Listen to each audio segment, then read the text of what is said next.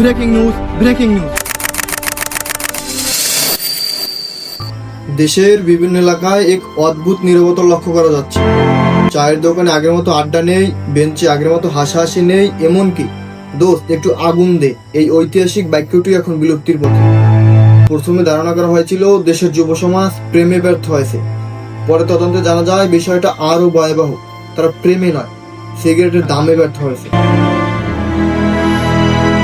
চলুন সরাসরি চলে যাই ঘটনাস্থলে, যেখানে সিগারেটের নতুন দাম শোনার পরে দেশের যুব সমাজের আর্থিক ও মানসিক অবস্থা কেমন তা জানার জন্য আমি এসি ব্যঞ্জন নাহিদ। দেখছেন সিগারেট সংকট লাইভ নিউজ 24। সিগারেটের দাম বৃদ্ধির পর দেশের বিভিন্ন স্থানে দেখা দিয়েছে এক নীরব সংকট।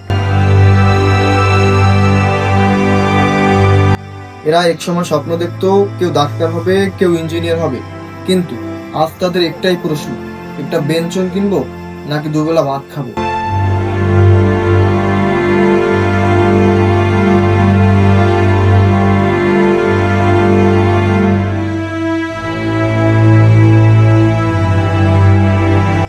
এই যুবক গত 3 দিন ধরে প্রকৃতির সাথে মিশে থাকার চেষ্টা করছে।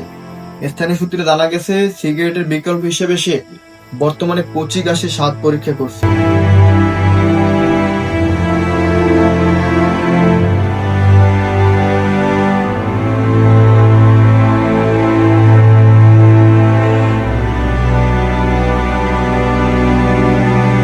এই দৃশ্য দুর্বল চিত্তদের জন্য নয়, এক সময় যে প্যাকেট ছিল তার নিত্যসঙ্গী, আজ সেটিকে সে দূর থেকে দেখছে, ঠিক যেমন পুরনো প্রেমিকার বিয়ের ছবির দিকে মানুষ তাকায়।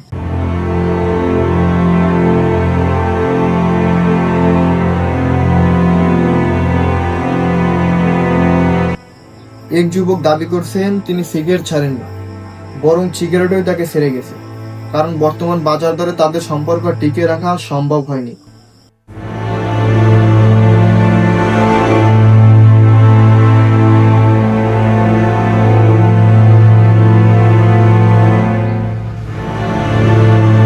বিশেষজ্ঞরা ধারণা করছেন অদূর ভবিষ্যতে একটি সিগারেট 4 থেকে 5 বন্ধু মিলে দেখবে, ছবি তুলবে এবং পুরনো স্মৃতি রোমাঞ্চন করবে।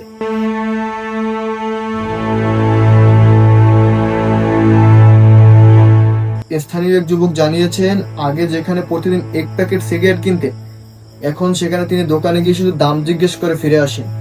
দোকানদার তাকে নিয়মিত ক্রেতা নয়, নিয়মিত দর্শনার্থী হিসেবে চেনে।